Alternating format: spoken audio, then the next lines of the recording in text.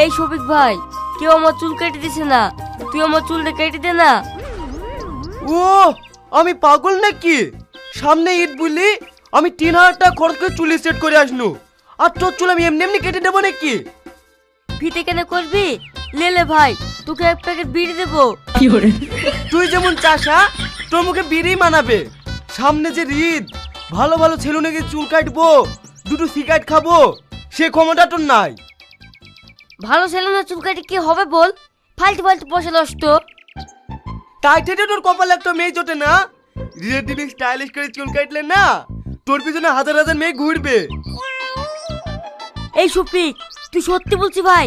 ভালো ছেলে না চুল কাটলে মেয়েরা আমার পেছনে ঘুরবে? অবশ্যই ঘুরবে, তার লেগে তো হাজার হাজার টাকা খরচ করি চুলের পিছনে। তাহলে আমিও যাবো ভালো ছেলে না চুল কাটতে।